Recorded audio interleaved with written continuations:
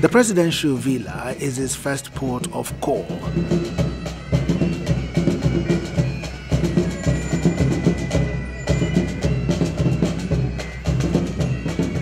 And the host presidents rolled out the drums to celebrate and accord him full presidential honors.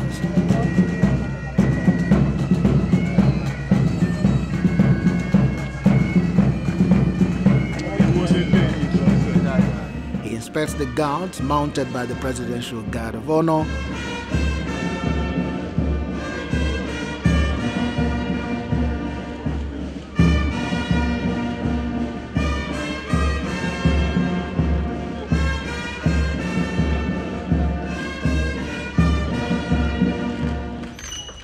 And introduced to a number of Nigerian and South African businessmen and ministers.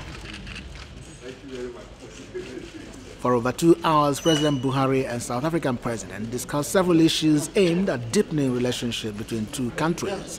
They also reviewed the over 30 bilateral agreements the two countries have signed over the years. We have noted with satisfaction the ever-growing cooperation in many sectors, including trade and investment, defense and security, immigration matters, energy, mineral resources, to mention but a few.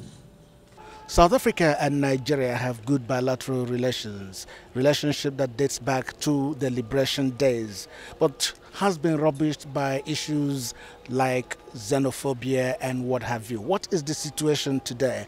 One of the issues the visiting South African president has to clarify. As you know, it's absolutely an unfortunate thing because all Africans are the same. The fact that colonialists drew borders and made us to think we are different. We are the same Africans. And that has been our view in South Africa in addressing the unfortunate incidents of xenophobia. And we believe we have dealt with these issues and we are talking about it all the time.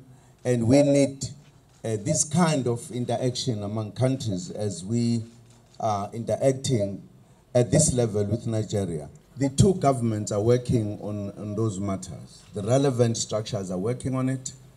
There are some that have been discovered and recovered, but there are some that the necessary departments are doing investigation.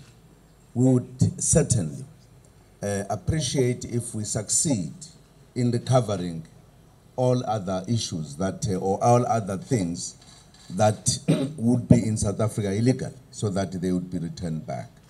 On his part, the Nigerian president for the first time addressed the relationship between one of the companies operating in Nigeria and the regulatory body NCC. The concern of the federal government was basically on the security, not the fine imposed on MTN.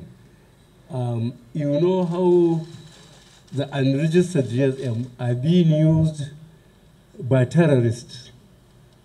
And between 2009 and today, at least 10,000 Nigerians were killed by Boko Haram. At least 10,000. That was why NCC asked, the MTN and Glo and the rest of them to register GSMs. Unfortunately, MTN was very, very slow and contributed to the casualty. That's why NCC looked at its regulation and imposed that fine on them. President Buhari says Africa deserves a place in the Security Council seat of the United Nations. He sympathizes with South Africans on the unfortunate building collapse that claimed some lives in Lagos and promised to do all to consolidate the relationship between the two countries. Chukwuma, Channels Television News.